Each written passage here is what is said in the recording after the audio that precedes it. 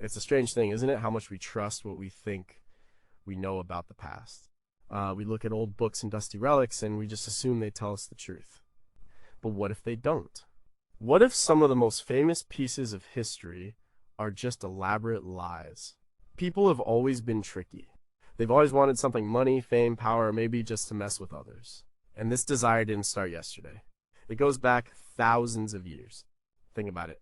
Someone crafting a fake coin, hoping to pass it off as real. Or a scribe writing a new text, pretending it was from a long-dead prophet. This isn't just about small-time cheats. Sometimes these deceptions reshape history itself. They trick scholars, fool nations, and even change what we believe about the world. There's a deep human need to connect with our past. We want to touch something ancient, something that proves a story. And that's exactly where the tricksters find their opening. They know we want to believe. They know we're looking for proof. And they are very good at giving it to us, even if it's completely made up. The impact of these ancient hoaxes goes beyond just a ruined reputation. It costs museums millions. It wastes countless hours of academic research. It can even fuel political movements or religious beliefs based on outright falsehoods. Sometimes a forgery is so clever, so well done, that it takes centuries to figure out. Think about how much we didn't know about science back then. Carbon dating wasn't a thing. Forensic analysis of ink wasn't possible. So a clever forger had a much easier time getting away with it. They could create something and then disappear, leaving behind a lie that echoed through time. But then, slowly, new tools arrive, new ways of thinking, and a sharp-eyed scholar or a curious scientist starts to ask questions. Little by little, the cracks appear in the story, a tiny inconsistency in the handwriting, a strange chemical in the ink, a carving style that doesn't quite fit the supposed period. And that's when the whole thing unravels. It shows us something important about history itself. It's not a fixed, solid thing. It's a constant conversation, a never-ending search for truth. We're always re-examining, always questioning, and sometimes the questions lead us to discover that what we thought was bedrock was actually just sand. What follows are some of the most surprising and baffling cases of ancient forgeries and hoaxes. Each one is a story of human ingenuity, sometimes for good, but often for deception. These are the tales of things that fooled experts, sometimes for generations. They remind us that even the most cherished artifacts or historical documents need careful scrutiny. Or number 18, what if a missing link was just a clever fraud? The story of the Piltdown Man is one of the most famous scientific hoaxes ever, even if it happened relatively recently and claimed ancient origins. It all started in 1912. Charles Dawson, an amateur archaeologist and lawyer, said he found fragments of a skull and a jawbone in a gravel pit at Piltdown, East Sussex, England. He showed them to Arthur Smith Woodward, a paleontologist at the British Museum. They announced the discovery in December 1912. They called it Eoanthropus dawsoni, Dawson's Dawn Man. The fragments seemed to show a human-like skull with a very ape-like jaw. This was a big deal. It looked like the missing link between apes and humans, a proof point for evolution. It seemed to confirm what many British scientists wanted to believe, that human evolution started in England. For decades, the Piltdown Man was a major topic of debate. Scientists argued about its place in the human family tree. But some people had doubts from the start. Pierre Teilhard de Chardin, a French paleontologist who helped with the excavation, later said he had suspicions. Franz Weidenreich, a German anatomist, argued in the 1940s that the jaw and skull were from two different creatures. The big breakthrough came in the early 1950s. Kenneth Oakley, an anthropologist, used new fluorine absorption tests. These tests could determine how long bones had been buried. In 1949, his first test showed the Piltdown fragments were much younger than claimed, maybe only 50,000 years old, not 500,000 or a million. Then, in 1953, a team of scientists, including Oakley, Joseph Wiener, and Wilfrid Le Gros Clark, used more advanced techniques. They found out the jawbone was actually from an orangutan. It had been stained to match the skull fragments. The teeth on the jaw had been filed down to look more human-like. The skull pieces, while old, were from a modern human. Someone had just put them together to create a fake. The orangutan jaw was probably brought from Borneo. The skull was from a medieval human. It was a complete fraud. The reveal was a huge scandal. It ruined careers and embarrassed the scientific community. The identity of the forger is still debated, but Charles Dawson is the main suspect. Some people think others were involved too, like Arthur Conan Doyle, the Sherlock Holmes author. who lived nearby and had an interest in spiritualism and hoaxes. Another theory points to Martin Hinton, a British museum curator who knew Dawson well and had a known sense of humor about practical jokes involving bones. But Dawson had the most to gain fame and recognition in the scientific world. He made other archaeological finds that later also turned out to be fakes. The Piltdown Man showed how much bias can influence scientific research, especially when people are looking for a specific answer. It was a powerful lesson in critical thinking and skepticism, a lesson that cost science nearly half a century of confused research. What other missing links might be hidden hoaxes still waiting to be exposed? How many other scientific careers have been built on similar deceptions that we haven't caught yet? What motivates someone to commit such a far-reaching fraud, knowing it will eventually be discovered? Number 17, could a pope's power come from a lie? The donation of Constantine is one of the most famous forgeries in European history. It was a Roman imperial decree supposedly written by the Emperor Constantine I in the 4th century. This document granted the Pope Sylvester I and his successors supremacy over all other bishops. It also gave him temporal power over Rome, Italy, and all of the Western Roman Empire. Imagine that a document saying the Pope ruled half the world. If it were true, it would be a huge justification for papal authority, both spiritual and political. The document came to light in the 8th century, around 750 AD. For centuries, it was used by popes to claim vast powers. And Pope Leo IX, in a letter to the Patriarch of Constantinople in 1054, used it to assert his authority. This was a big moment leading to the Great Schism between Eastern and Western Christianity. So, this piece of paper had real consequences. It shaped the balance of power between church and state for hundreds of years. Emperors and kings had to deal with popes who claimed their power was granted by Constantine himself. But some people started to have doubts. The language just didn't sound right for the 4th century.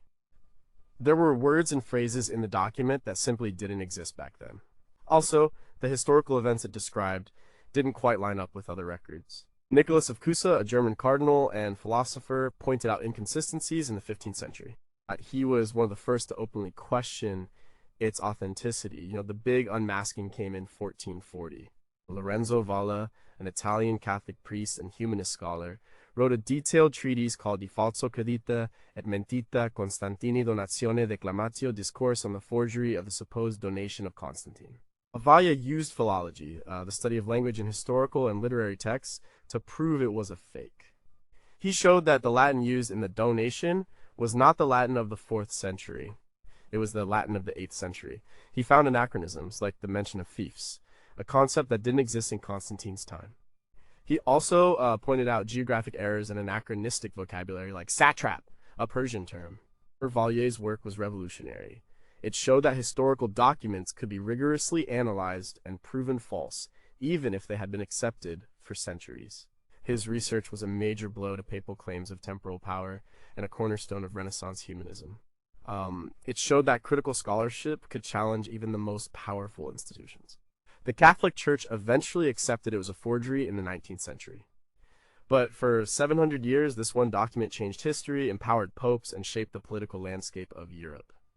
It's a powerful reminder that sometimes the biggest historical truths are built on the flimsiest of lies. How many other foundational documents of powerful institutions are still unexamined for similar anachronisms? What if some of our modern legal or political systems still rely on principles derived from ancient forgeries? Could a single document, believed to be true for centuries, still hold sway over minds even after being debunked? Number 16. Does a map really show Vikings in America before Columbus? The Vinland map is a fascinating case of modern forgery claiming ancient roots. It's a map that supposedly dates to the 15th century, before Christopher Columbus's voyages. It depicts a landmass in the North Atlantic that looks a lot like North America, labeled Vinland. If genuine, it would be the first cartographic evidence of Europeans in the New World. This map was unveiled in 1965 by Yale University, who had acquired it from a rare book dealer. It was bound with the Tartar relation, a genuine medieval manuscript. The announcement caused a huge sensation. It seemed to confirm the Viking sagas about Leif Erikson's discovery of Vinland, which most historians had considered semi-legendary. The map's existence supported the idea of pre-Columbian transatlantic contact. For years, the scholarly world was divided. Some experts believed it was real, pointing to the accuracy of some of its geographical features and its connection to known medieval texts. Others were highly suspicious. The doubts centered on several points. The depiction of Greenland was unusually accurate for a 15th century map, showing it as an island, which was not widely accepted knowledge until later centuries.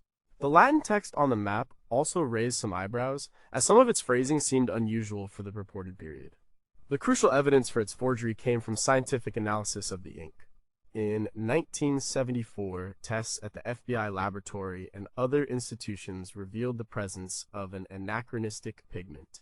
The ink contained anatase, a form of titanium dioxide. While anatase exists naturally, the specific purity and particle size of the anatase found in the map's ink suggested it was a product of modern chemical processes, specifically the sulfate process for making titanium white pigment, which was invented in Norway in 1917. This meant the map could not have been drawn in the 15th century. Further studies in the 2000s, including Raman spectroscopy and X-ray fluorescence, confirmed the presence of modern pigments like rutil, another titanium dioxide form, and showed that the ink was applied in multiple layers, a technique often used in forgeries to make the item appear older. The forger had used carbon ink for the underlying script and then used the titanium-rich ink for the lines and place names, making them more vibrant. In 2021, Yale University Art Gallery officially declared the map a modern forgery, stating that it was an unequivocal fake. The identity of the forger remains unknown, though several theories exist. Some suspect unscrupulous art dealers or even a group of scholars trying to pull off a sophisticated prank. The motive might have been financial, given the value such a map would command, or perhaps to stir up nationalist pride. The Vinland map reminds us that even with advanced science, it can take decades to unravel a clever deception, especially when the desire for a groundbreaking discovery clouds judgment. What other maps or ancient charts in prestigious collections might contain similar modern pigments waiting for re-examination? How many historical claims now widely accepted rest on evidence that has never been rigorously tested with modern scientific methods? Could the desire for a first or a groundbreaking discovery still blind scholars to subtle signs of forgery today? Number 15 is a holy relic truly from Christ's time, or just a medieval textile. The Shroud of Turin is perhaps the most famous and controversial relic in the world. It is a linen cloth bearing the faint image of a crucified man, claimed by many to be the burial shroud of Jesus Christ. For centuries, it has been venerated by millions and has been the subject of intense scientific and theological debate. The shroud's recorded history begins in the mid-14th century, around 1353, when it first appeared in Liry, France, in the possession of a French knight, Geoffroy de Chamy. It was later acquired by the House of Savoy and eventually came to Turin, Italy, in 1578, where it has been kept ever since. For believers, the image on the shroud is a miraculous imprint, a tangible connection to Jesus. For skeptics, it's a medieval artwork, a clever forgery created to draw pilgrims and donations. The arguments for its authenticity often point to the detailed anatomical accuracy of the image, the apparent bloodstains, and the claim that the image is not painted but somehow impressed onto the fibers. The proponents also cite certain pollen grains found on the shroud that could match plants from the Holy Land. However, many scholars and scientists have presented compelling evidence that it is a forgery. In 1390, Bishop Pierre d'Arcis wrote to Pope Clement VII, stating that an artist had confessed to forging the image. He described how the Liry Church, in possession of the shroud, had previously displayed it without papal permission, and a prior bishop had investigated it, concluding it was a cunningly painted artifact. This early testimony is often overlooked by proponents. The most significant scientific blow to the shroud's authenticity came in 1988 with carbon-14 dating. Samples were taken from the shroud and sent to 3 independent laboratories: the University of Arizona, the Swiss Federal Institute of Technology in Zurich, and the University of Oxford. The results, published in the journal Nature in 1989, were consistent across all 3 labs. They dated the linen fibers to a period between 1260 and 1390 AD, placing its creation squarely in the medieval era, exactly when it first appeared in historical records. This finding directly contradicts the claim that it dates from the time of Christ. While some proponents argue the carbon dating was flawed due to contamination, repairs, or reweaving, these objections have generally been rebutted by subsequent scientific analyses. For example, extensive repairs to the shroud in the Middle Ages might have added newer threads, but careful sampling should have mitigated this. A later study in 2005 suggested a potential redating of the shroud based on a new way of analyzing a single thread, but this study was never widely accepted or replicated and contradicted established carbon dating methods. Most scientific consensus still supports the 1988 carbon-14 results. The Shroud of Turin remains a powerful symbol of faith for many, but as a historical artifact, the scientific evidence strongly suggests it is a product of medieval craftsmanship, likely created to inspire devotion and generate income for its owners. What other revered religious artifacts central to faith for millions have never undergone rigorous scientific testing? If a fundamental belief relies on a physical object, should scientific proof or disproof outweigh faith? How does the human need for tangible proof of the divine influence our susceptibility to hoaxes? Number 14, are all ancient scrolls found truly ancient? The Dead Sea Scrolls are one of the most significant archaeological finds of the 20th century. Discovered between 1947 and 1956 in caves near the ancient settlement of Qumran on the West Bank, they include some of the oldest surviving manuscripts of the Hebrew Bible, as well as many non-biblical texts. These scrolls transformed our understanding of ancient Judaism and the origins of Christianity. Because of their immense historical and financial value, they also became a target for forgers. After the initial discoveries, a market for ancient manuscripts exploded. Unscrupulous dealers and forgers saw an opportunity to make a fortune. For decades, a trickle of new fragments, often small and ambiguous, would appear on the market. These fragments were presented as genuine Dead Sea Scrolls, but many were not. One of the most prominent groups of these forged fragments came to light in the early 21st century. Between 2002 and 2012, more than 70 new fragments appeared, mostly acquired by collectors and institutions, including the Museum of the Bible in Washington, D.C. They were bought for millions of dollars. These fragments were small pieces of parchment or papyrus, inscribed with text in ancient Hebrew or Aramaic, often containing biblical passages. Scholars began to raise serious questions about these fragments. Their provenance, the history of ownership, was often vague or questionable. Many simply popped up on the black market without clear records of their excavation. In 2017, Kip Davis, a scholar specializing in the Dead Sea Scrolls, published a detailed analysis of some of these fragments. He pointed out inconsistencies in the writing style, the material, and the chemical composition of the ink. The writing often looked too clean, too deliberately ancient. The turning point came in 2018 when the Museum of the Bible, which owned 16 of these fragments, announced that independent scientific analysis showed all of them were likely forgeries. A team led by art conservator Colette Lall used a variety of techniques, including 3D microscopy, infrared imaging, and X-ray fluorescence spectrometry. Their findings were devastating. They found that the fragments were modern pieces of leather or parchment, skillfully cut and manipulated to look like ancient scroll fragments. The writing itself was applied on top of an already ancient surface, perhaps using blank pieces of genuine ancient leather. Some fragments showed signs of modern substances, or the ink had settled in a way that indicated it was applied after the material had aged, not before. For example, some fragments seemed to have ancient patinas, but the ink was laid over the patina, not integrated with it. It appears the forgers took ancient but blank pieces of leather or papyrus, perhaps from old shoe soles or other discarded materials, and then added fake writing to them. And they were very clever at making them look aged and authentic. The scandal highlighted the dangers of acquiring artifacts without rigorous scientific and historical vetting. Many other institutions and private collectors likely hold similar forgeries, their true nature still hidden. How many other precious, ancient texts in private collections or smaller museums are secretly fakes, still revered as genuine? What drives the market for such forgeries, and what responsibility do institutions have to authenticate before purchasing? Are there any methods to truly inoculate scholars and collectors against such sophisticated deceptions in the future? Number 13. Did Jesus ever have a wife, or was a scrap of papyrus a modern lie? The Gospel of Jesus' Wife is a modern forgery that caused a huge stir in religious studies. In 2012, Karen King, a prominent Harvard Divinity School professor, presented a small fragment of papyrus. On it, written in Coptic, were words that seemed to suggest Jesus had a wife. The most striking line translated to, Jesus said to them, "My wife," and later, "She is able to be my disciple." This was a bombshell. If real, it would challenge centuries of Christian tradition about Jesus' celibacy and the role of women in early Christianity. The fragment, roughly the size of a business card, was allegedly part of a lost gospel. Its owner, an anonymous collector, had approached King. She, in turn, worked with a team of experts to authenticate it. Initial tests seemed promising. Carbon dating suggested the papyrus dated to the 7th to 9th centuries AD, well within the range for ancient Coptic texts. Analysis of the ink also seemed consistent with ancient Egyptian carbon-based inks. The text itself appeared to be grammatically correct.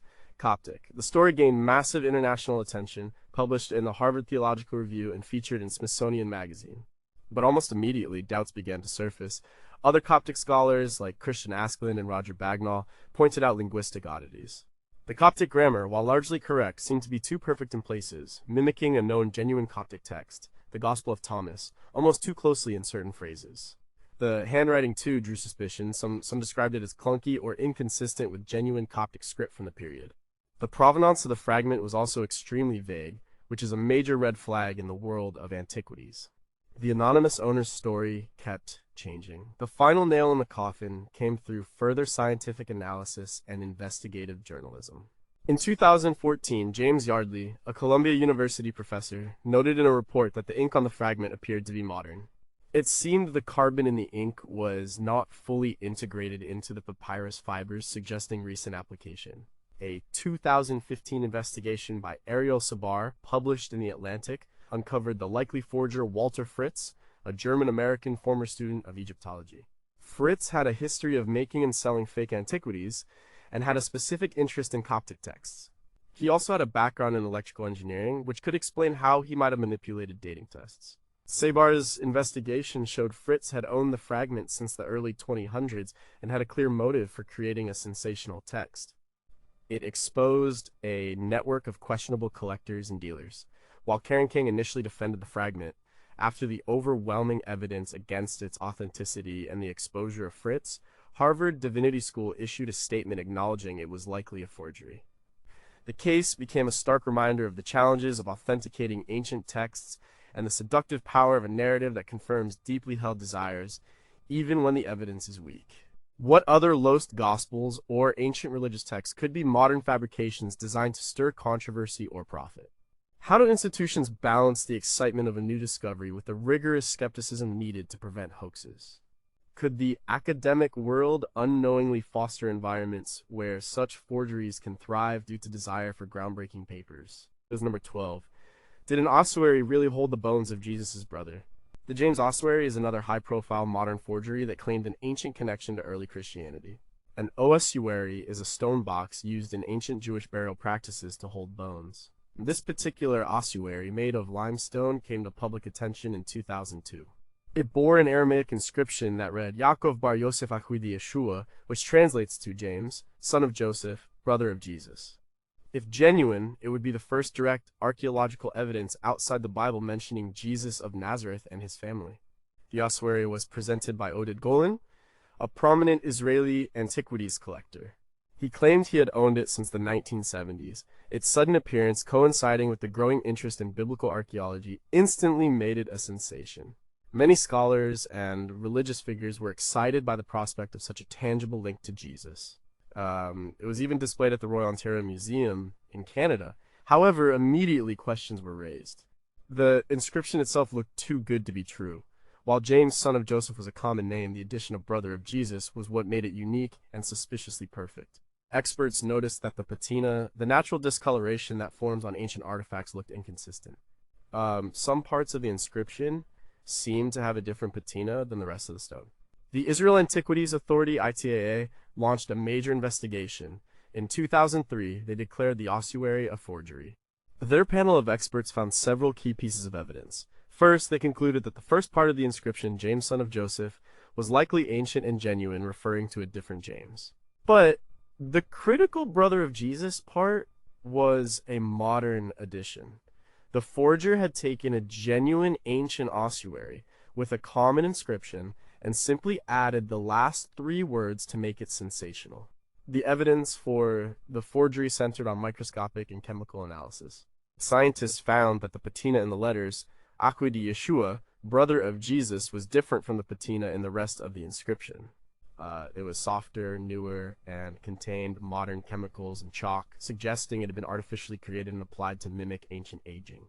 The style of the letters also showed subtle differences. A prominent paleographer, André Lemaire, initially supported its authenticity, but later conceded that his analysis might have been flawed. Oded Golan was put on trial in Israel in 2005, facing charges of fraud, forgery, and deceit.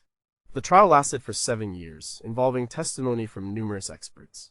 In 2012, he was acquitted of the fraud and forgery charges relating specifically to the ossuary inscription, primarily because the court found the prosecution had not proven beyond a reasonable doubt that Golan himself had forged the inscription.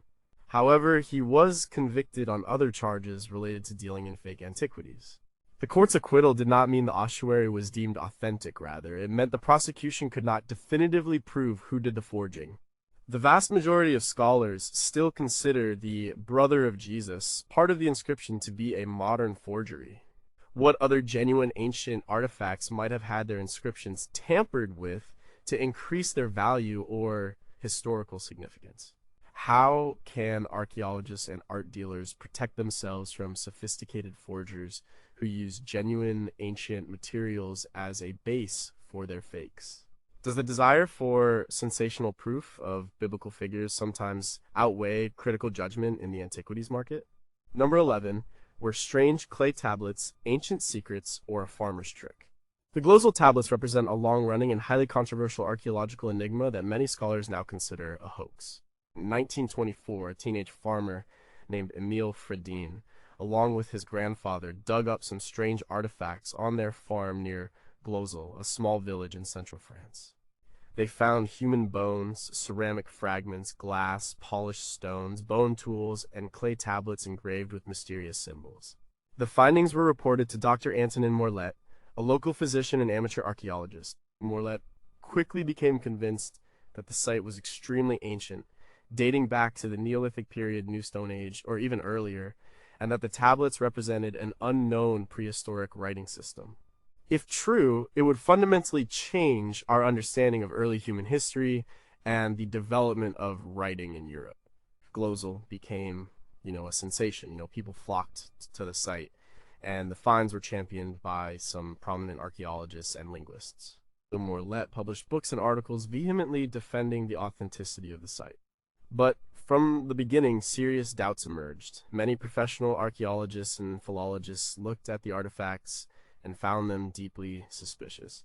The objects themselves were a bizarre mix of styles and periods. Some items looked genuinely ancient, but others seemed anachronistic or crudely made. The writing on the tablets was particularly problematic. It consisted of signs that looked vaguely like various ancient scripts: Phoenician, Roman, Celtic, even some modern letters, but didn't form a coherent system. Some critics suggested the letters looked like a child's attempt at copying letters.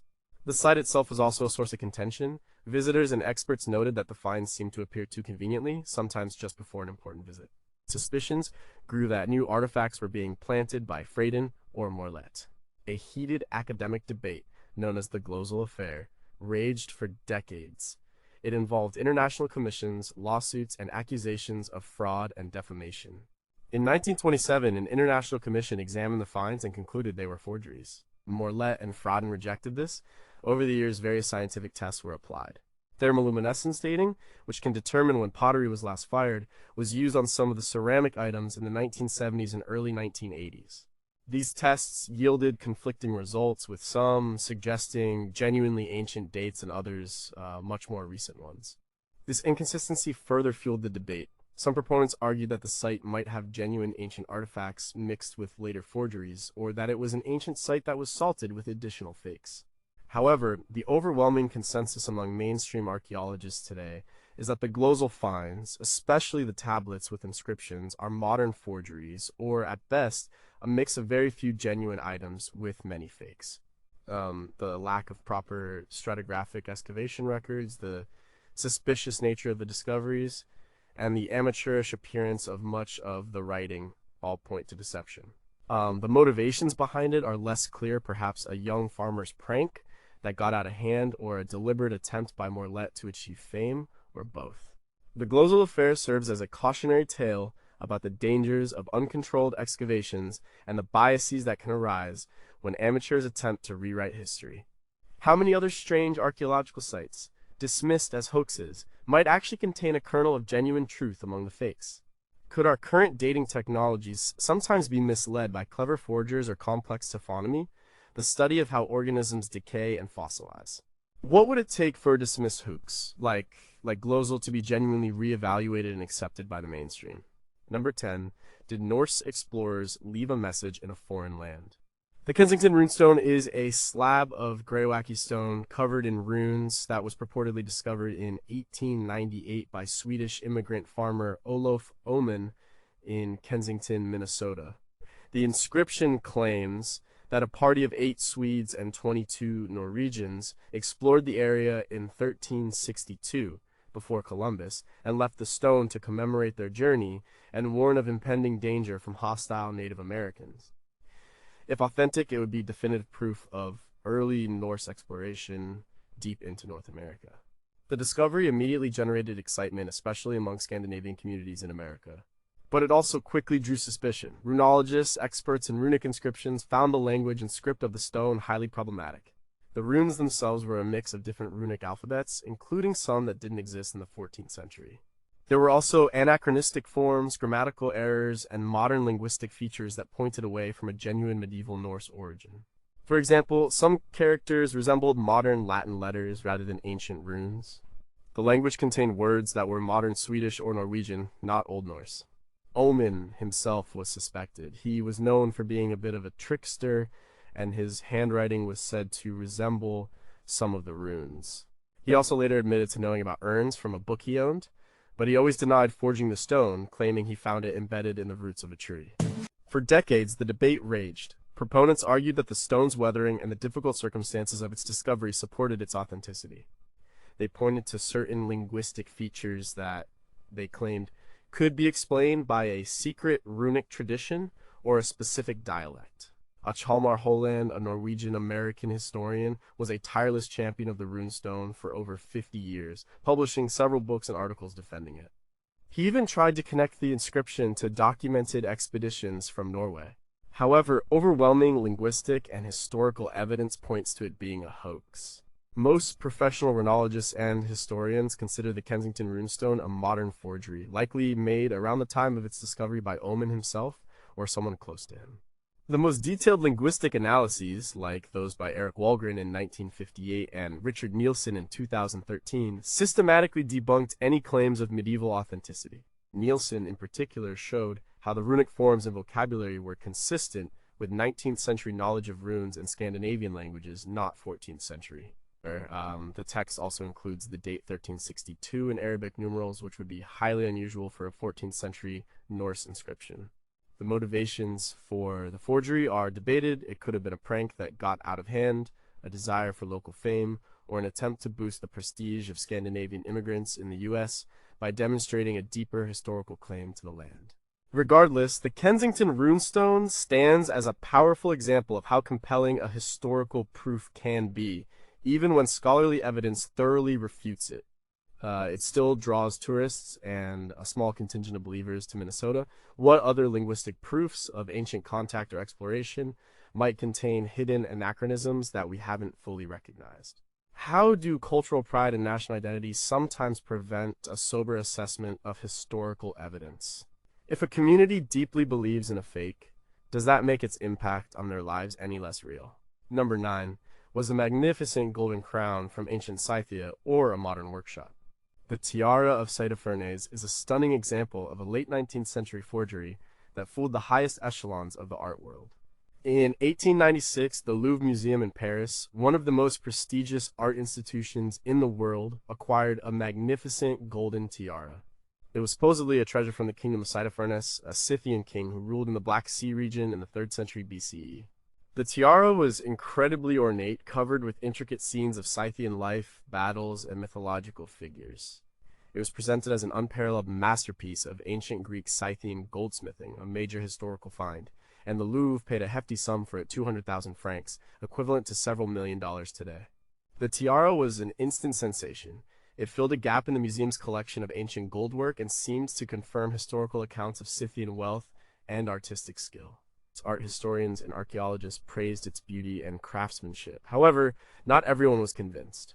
Almost immediately, doubts were voiced by Adolf Furtwängler, a prominent German archaeologist and art historian.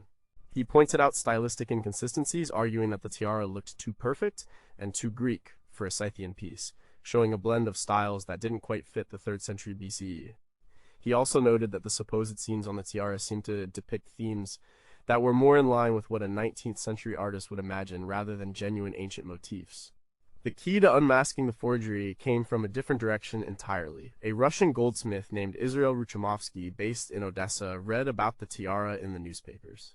He recognized it immediately. He had made it himself in 1895 on commission from 2 antiquities dealers, Schapschel and Hochmann.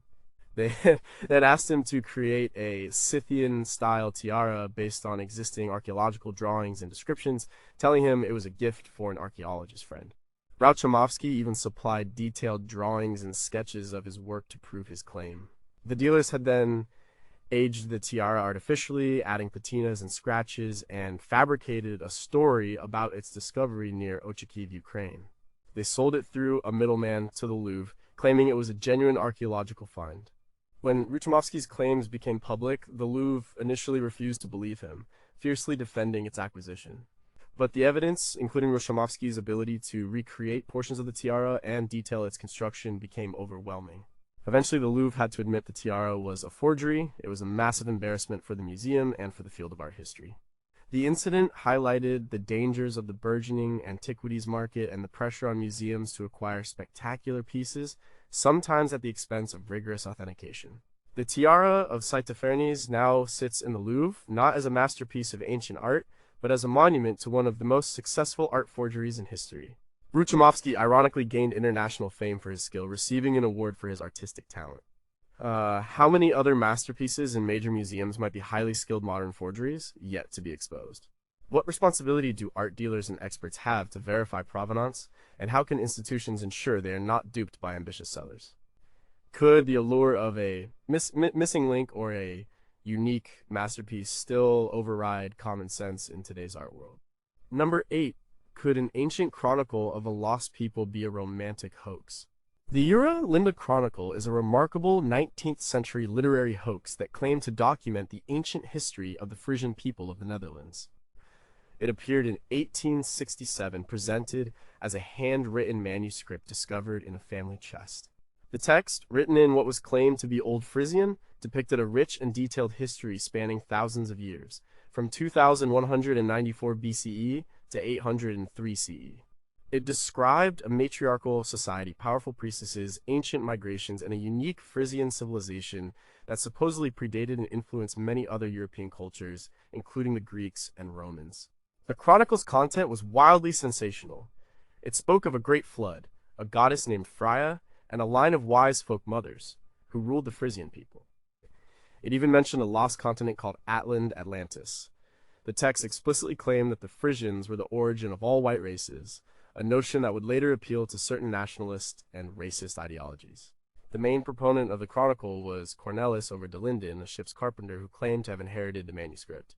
It was then translated and published by Dr. Jan Gerhardus Otema, a Frisian provincial librarian. Otema, an enthusiastic nationalist, believed the chronicle was genuine and hailed it as a groundbreaking historical document. However, from the very beginning, most serious scholars and linguists immediately recognized it as a forgery. The language, while pretending to be Old Frisian, was inconsistent. It contained mixtures of Old Frisian, Old English, and even modern Dutch words, all blended in a way that did not resemble genuine ancient texts. The grammar and vocabulary were often anachronistic. Furthermore, the historical events and cultural descriptions were simply too fantastical and too perfectly aligned with 19th century romantic nationalist ideas to be credible. The idea of an ancient, superior white race originating from the Frisians resonated with emerging racial theories of the time. One of the most damning pieces of evidence against the chronicle was its content itself. While it purported to be a meticulously preserved ancient text, it described a history that completely contradicted all known archaeology, linguistics, and historical records of the region. There was no independent evidence for the vast civilizations or the detailed political history it presented. The likely culprit for the hoax is generally believed to be Francois Haverschmidt, a Dutch poet and minister who wrote under the pseudonym Piet Paultjens. Haverschmidt was known for his satirical writings and was familiar with Frisian culture and language. He might have created the Chronicle as a literary prank, a satire of the romantic nationalist fervor of his time, or as a commentary on the gullibility of certain scholars. Over de Linden might have been either a willing accomplice or an unwitting dupe. Despite the overwhelming evidence of forgery, the Linda Chronicle continued to be championed by some, particularly those with a nationalist or esoteric agenda. It even gained traction among Nazi ideologues in Germany who sought to validate their theories about an ancient Aryan race. The Linda Chronicle serves as a powerful example of how hoaxes can tap into existing social and political currents, finding audiences eager to believe a narrative that confirms their biases, no matter how outlandish the claims. How many other national or ethnic origin stories are based on romanticized or fabricated historical narratives? Could a literary hoax, even one widely debunked, still influence political or social movements if it aligns with their ideology? What responsibility do scholars have to actively counter historical myths, especially when they are misused for harmful purposes? Number 7. Could a professor be tricked by his own students with fake fossils? The Lying Stones of Berenger, also known as the Wurzburg-Lugenstein, is a famous hoax from the early 18th century. It involved Johann Berenger, a professor of medicine and geology at the University of Würzburg in Germany. Berenger was an avid collector of fossils and published an important work on them in 1726 called Lithographiae Würzburgensis. He was enthusiastic and a bit naive, which made him an ideal target for a prank. The story goes that in 1725, some of Berenger's colleagues, apparently two rival professors, J. Ignaz Roderick, professor of geography and algebra, and Johann Georg von Eckhart, privy councillor and university librarian, along with some students, decided to play a trick on him. They created a series of fake fossils and had students discover them on Mount Eivelstadt, where Berenger often conducted his fossil hunts. These fossils were unlike anything seen before. They included strange carvings of lizards, frogs, spiders, and birds, often still in the matrix of the stone, looking incredibly lifelike. Even more bizarrely, some showed images of the sun, moon, stars, and even Hebrew letters, including the name of God Yahweh. They were carved with remarkable skill and then carefully buried to make them appear as if they had been naturally formed and preserved in the rock. Berenger was completely fooled. He believed these stones were genuine fossils, proving that the earth had a creative power to spontaneously generate forms, or even that they were divine messages. He was convinced he had discovered something truly extraordinary. He collected hundreds of these stones. In his book Lithographiae Würzburgensis, he described and illustrated these lying stones as genuine natural phenomena, arguing that they were evidence of a plastic force or even divine sport within the earth. His colleagues Roderick and Eckhart initially let him publish, perhaps hoping to discredit him further. But the sheer absurdity of some of the images, especially the Hebrew letters, eventually made the hoax impossible to hide. When Berenger finally realized he had been tricked, he was devastated. He reportedly tried to buy back all the copies of his book, incurring huge personal debt. Some accounts say he sued the forgers, though the details are murky. He died a few years later, a broken man. The Lying Stones became a cautionary tale in the history of science. They highlighted the importance of skepticism, rigorous observation, and peer review in scientific discovery. While the initial motive might have been a cruel prank, it exposed the pitfalls of confirmation bias and the ease with which even learned individuals can be misled when their enthusiasm outweighs their critical judgment. Some of the Lying Stones still exist today, held in museum collections not as fossils but as relics of a famous scientific hoax. What other scientific discoveries made by enthusiastic researchers might have been subtly manipulated by colleagues or students seeking to mock or discredit them? Could the desire for academic fame still lead some to accept strange findings without proper scrutiny? What are the ethical boundaries of academic rivalry? And when does a prank become a career-destroying deception? Number 6 was an ancient record of Jesus' first apostle, actually written much later by someone else. The forged Gospel of Barnabas is not a fragment like the Gospel of Jesus' wife, but a much longer text, a complete gospel, that claims to be a lost account written by Barnabas, an apostle mentioned in the New Testament. This gospel presents a version of Jesus' life and teachings that differs radically from the canonical Christian gospels, Matthew, Mark, Luke, and John. It became known in Europe through two manuscripts, an Italian manuscript from the 16th century and a Spanish manuscript from the 18th century, now lost. Only a copy remains. The central message of the Gospel of Barnabas is that Jesus was not the Son of God, but a human prophet, and that he was not crucified. Instead, it claims Judas Iscariot was crucified in his place, and Jesus ascended to heaven alive. It also strongly emphasizes the coming of Muhammad, presenting Jesus as foretelling the arrival of Islam's prophet. For these reasons, the text is highly regarded by some Muslims who see it as supporting Islamic theology. However, scholars, both Christian and non-Christian, widely consider the Gospel of Barnabas to be a medieval forgery, likely written in the 14th or 15th century. There is no evidence of its existence before the 16th century. It is not mentioned by any early church fathers or medieval Christian writers. The arguments for its forgery are compelling and numerous. Linguistically, the text contains many anachronisms and grammatical errors that would be impossible for a first-century author. For example, it mentions the year of Jubilee, but defines it as occurring every 100 years, a tradition that only began in 1300 AD, not in Jesus' time. It refers to the Roman practice of charging 3 Roman coins for passage, a specific detail that only appears in texts after the 14th century. It also describes a medieval style of combat and other cultural details that are clearly out of place for the first century. Geographically, the text makes numerous errors concerning Palestine, suggesting its author was not familiar with the region. For instance, it claims that Jesus sailed to Nazareth, which is an inland city. It also places the city of Nineveh as being near the Sea of Galilee when it is hundreds of miles away in Mesopotamia. These errors strongly suggest a non-native later author. Furthermore, the theological content explicitly contradicts core Christian doctrines like the divinity of Christ and the crucifixion.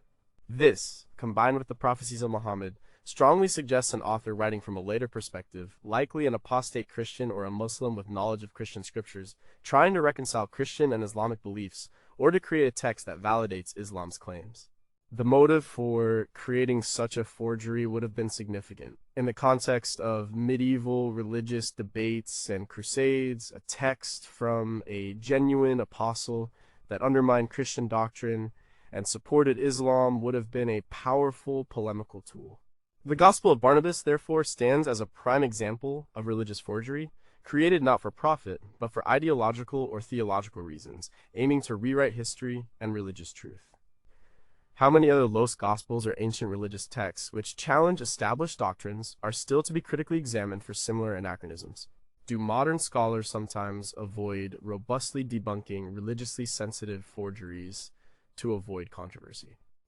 Can a text that is a forgery still hold a kind of truth or significance for its believers, even if historically inaccurate?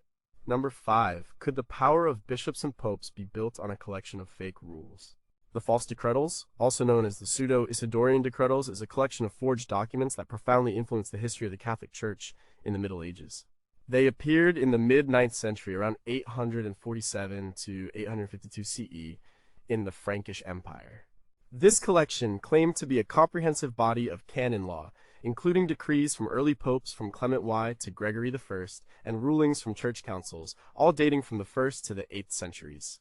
The compiler used the pseudonym Isidore Mercator, falsely suggesting a connection to the respected Visigothic scholar Isidore of Seville. The false decretals were designed to achieve several specific goals. Primarily, they aimed to strengthen the authority of the papacy and the bishops against the power of secular rulers and archbishops. They did this by fabricating documents that emphasized papal supremacy and protected bishops from arbitrary removal or interference by metropolitans, archbishops, and secular courts. For example, they included forged letters from early popes asserting their universal jurisdiction over the entire church, a concept that was still developing at the time. The collection was incredibly effective. For centuries, they were widely accepted as genuine and became an integral part of canon law, shaping the church's legal and administrative structure. Popes cited them, bishops relied on them, and they were used to justify papal claims to temporal power and independence from imperial control.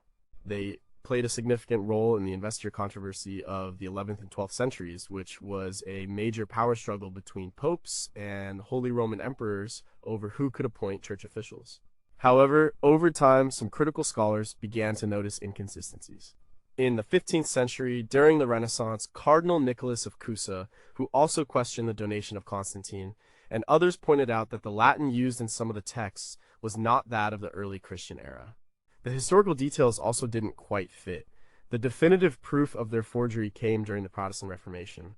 In the 16th century, Protestant scholars, particularly the Magdeburg Centuriators, a group of Lutheran theologians, launched a rigorous philological and historical critique of the decretals. They demonstrated that many of the documents were fabrications. They showed that the Latin was too similar across different early popes, that the historical context was often wrong, and that some of the specific legislative measures addressed problems that only arose much later in church history. Perhaps the most famous debunking came from David Blondel, a French Protestant scholar, in 1628. His detailed work, Pseudo Isidoris et Turianus Vapulantes, meticulously demonstrated that the entire collection was a systematic forgery. He showed that the documents were replete with anachronisms in language, legal concepts, and historical facts. The false decretals represent one of the most successful and influential forgeries in history, a deception that for over 700 years effectively reshaped the legal and hierarchical structure of the Western Church. Even after being exposed, some of their principles had become so deeply embedded that their influence continued in modified forms. How many other foundational legal or organizational texts, even in secular institutions, might contain forged precedents that continue to shape their power structures? What lessons can be drawn about the fragility of institutional memory and the long-term impact of even well-intentioned deceptions? If a forgery brings stability or beneficial outcomes for a society, does its truthfulness matter less than its utility? Number 4, did ancient Chinese emperors really use a massive stone seal, or was it a clever modern fake? The Great Stone of Nanzhao, also known as the Imperial Seal of the Nanzhao Kingdom, is a fascinating case of modern forgery of an ancient artifact rooted in Chinese history. Nanzhao was a powerful kingdom that existed in southwest China and parts of Southeast Asia from the 8th to the 10th centuries. In 2005, a large, heavy stone seal weighing 18 kilograms, about 40 pounds, suddenly appeared on the antiquities market. It bore an intricate inscription in an ancient Chinese script claiming to be the imperial seal of the Nanzhao king, dating back to 788 AD. The seal was magnificent. It was carved from a greenish-black serpentine stone, depicting dragons and other mythical creatures, and had a handle in the shape of a coiled snake. The size and elaborate design suggested immense imperial authority. If genuine, it would be an invaluable artifact offering direct insight into the Nanzhao dynasty, which left behind few historical records. Such a seal would also be worth millions of dollars. It was acquired by a Chinese collector for a significant sum. The seal was initially celebrated by some enthusiasts and even some local experts as a lost treasure. Its discovery was seen as a major breakthrough in Nanzhao studies. However, doubts quickly emerged among leading paleographers, scholars of ancient writing, and historians. The inscription was the main point of contention. While the characters were in an ancient style, they seemed too perfectly composed. The script looked like a mixture of different ancient Chinese scripts, almost too correct and standardized, rather than showing the natural variations one would expect from an authentic ancient inscription. Some characters also appeared to be newly invented or used incorrectly, betraying a lack of deep understanding of ancient epigraphy, the study of inscriptions. Professor Li Schwecken, a renowned historian and paleographer from Tsinghua University, was one of the first and most vocal critics. He publicly declared the seal a forgery, pointing out the linguistic inconsistencies and the unnatural composition of the inscription. He argued that the style of the characters did not align with actual Nanzhao period seals or inscriptions. Further investigation and analysis supported Li Schwecken's conclusion. The stone itself, while ancient, could have been sourced from an old monument or a natural formation. The carving, though skillful, lacked the subtle patina of genuine age within the carved grooves. It was clear that a modern craftsman, with some knowledge of ancient Chinese scripts, had created the inscription. The motive for this forgery was clearly financial. The market for ancient Chinese artifacts is enormous and highly lucrative. A unique imperial seal of a powerful semi-legendary kingdom would fetch an astronomical price. The case of the Great Stone of Nanzhao serves as a warning about the challenges of authenticating artifacts from less well-documented periods of history and the constant battle against highly skilled forgers who cater to a hungry market. It also highlights the critical role of expert paleographers in unmasking such sophisticated deceptions. How many other lost imperial seals or ancient artifacts in private collections might be recent creations by skilled craftsmen catering to collectors' desires? What responsibility do collectors have to ensure the authenticity of their acquisitions, and what role should governments play in regulating the trade of antiquities? So can modern technology truly keep pace with increasingly sophisticated forging techniques, especially when the forger uses genuine ancient materials? Number 3. Did ancient Etruscan warriors look like those in a museum, or were they shaped by modern hands? The Etruscan warrior statues, 3 colossal terracotta figures depicting ancient Etruscan warriors, were among the most prized possessions of the Metropolitan Museum of Art in New York for decades. They were acquired between 1915 and 1921. The statues, standing at over 7 feet tall, were attributed to the 6th century BCE and were believed to be rare examples of large-scale Etruscan sculpture. Their imposing presence and artistic quality made them stars of the Met's collection, representing a powerful and mysterious ancient civilization. The story behind their discovery was dramatic. They were supposedly unearthed from a tomb in Etruria, modern Tuscany, Italy, by a dealer named Alfredo Fioravanti. He sold them to the museum through various intermediaries, including Joseph Brummer, a prominent art dealer. The museum's curator, Gisela Richter, a leading Etruscan expert, championed their authenticity, believing them to be genuine masterpieces. However, doubts about the warriors' authenticity persisted for many years. Some art historians and archaeologists noted inconsistencies in their style and technical execution. The figures seemed too well preserved, almost too complete for ancient terracottas. The way the clay was fired and the pigments applied also raised questions. Certain anatomical details and proportions seemed slightly off when compared to genuine Etruscan art. The unmasking of the Etruscan warriors as forgeries came through a combination of scientific analysis and a confession. In 1960, the Metropolitan Museum decided to conduct a thorough examination. Robert Hecht, a respected art dealer who had once offered to sell the statues to the Met, confessed that he had witnessed their creation. But this confession was initially dismissed as unreliable. The crucial scientific evidence emerged in the late 1950s and early 1960s. Chemist Murray Pease discovered a significant anachronism in the statue's composition. He found manganese dioxide, a black pigment, in the glaze of one of the statues.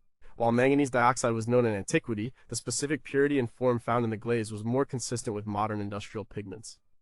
It would not have been found in 6th century BCE Etruscan pottery.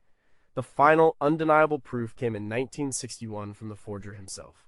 Alfredo Fioravanti, the original seller, who was then in his 80s, confessed to Italian authorities that he and his brother Riccardo had created the statues in the early 20th century in their workshop in Orvieto, Italy. He provided specific details of their construction, how they mixed different types of clay, how they built the internal armatures, and how they fired the pieces in sections. He even showed diagrams and explained how they artificially aged the statues by burying them in soil. He even claimed to have added a fragment of genuine ancient ceramic to the mix to fool experts. Fioravanti even posed with a missing thumb of one of the statues, fitting it perfectly into the space. The Met was forced to withdraw the statues from display in 1961, issuing a public statement acknowledging they were forgeries. It was a humiliating moment for the museum and for curator Gisela Richter, who had dedicated much of her career to them. The Etruscan warriors became a prime example of how even major institutions can be duped by skilled forgers, and how the desire for spectacular pieces can lead to overlooking critical details. What other massive, impressive artifacts in prominent museums might be the result of equally ambitious modern forgers? How does the prestige of a museum or a curator sometimes prevent honest self-assessment of their collections? If a forgery is so skillfully made that it influences generations of art historical scholarship, does it still have a form of cultural value even if its origin is false? Number 2, did a prophet really write a complex astronomical text from centuries later? The Chronicle of Pseudo-Dionysius of Tel Marhe is a fascinating example of pseudepigraphy within ancient and early medieval texts. Pseudepigraphy refers to the practice of attributing a writing to a famous or authoritative person who did not actually write it. In this case, the chronicle claims to be written by Dionysius of Telmache, who was a Syriac Orthodox patriarch of Antioch in the early 9th century CE, 770 to 845 CE. He was a respected historian and chronicler. However, the text known as the Chronicle of Pseudo-Dionysius, which is a significant historical source, was actually written by an anonymous author in the late 10th century.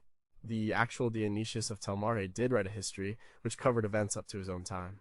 Parts of his authentic work are preserved within later chronicles. The Pseudo-Dionysius Chronicle, however, covers a broader period from creation up to 775 CE, and critically, it includes material that could not have been known to the real Dionysius, but would have been available to a 10th century author.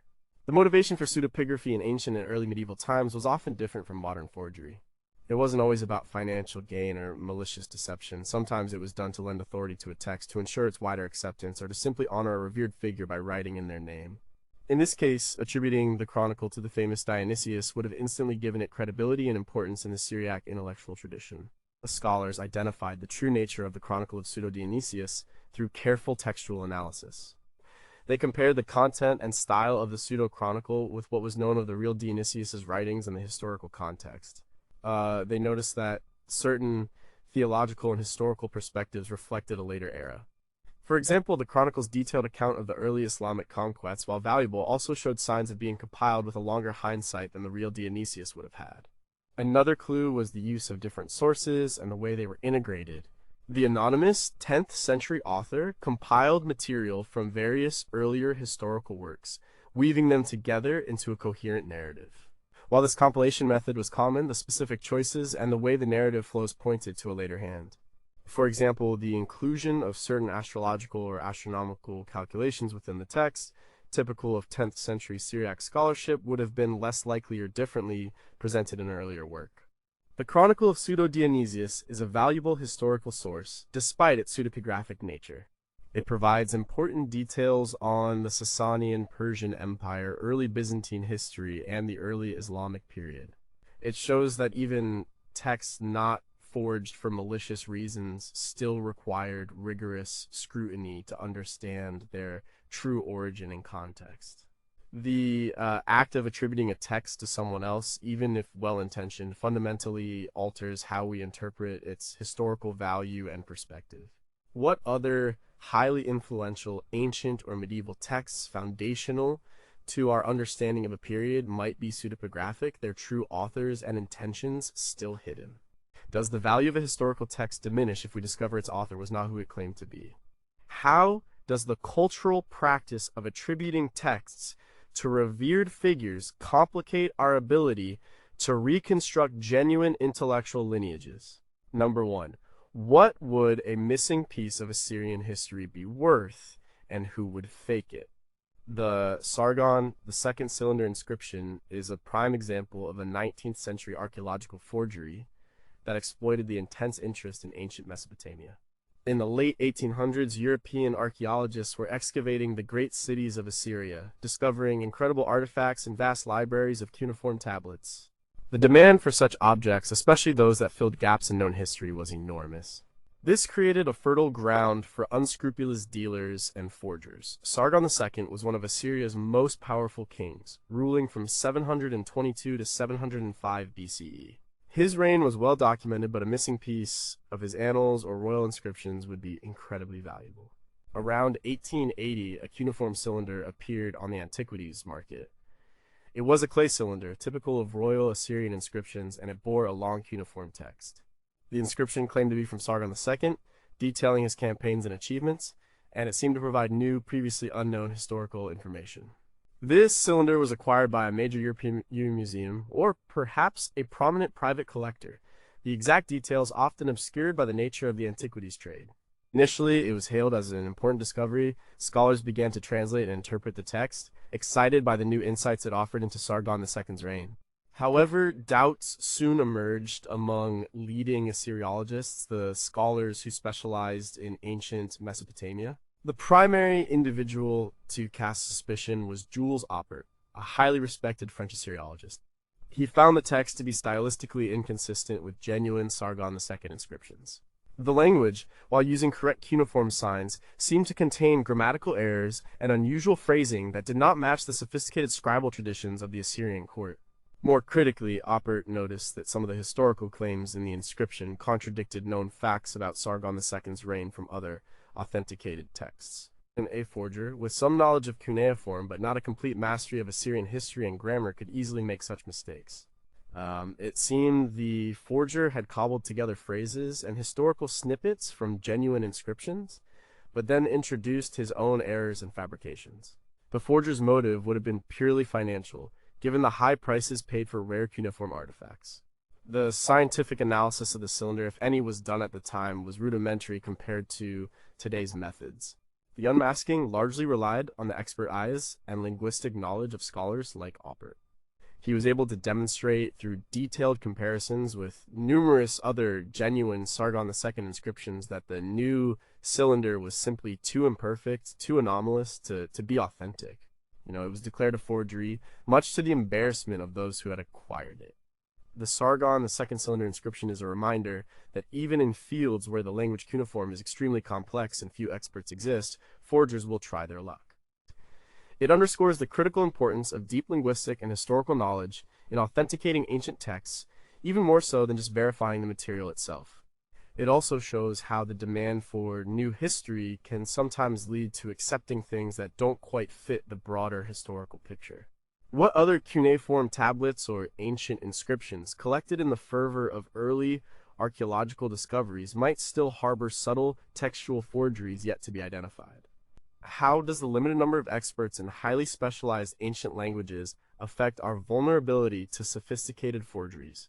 Could a forger today, using AI to generate ancient texts, fool even the most advanced Assyriologists?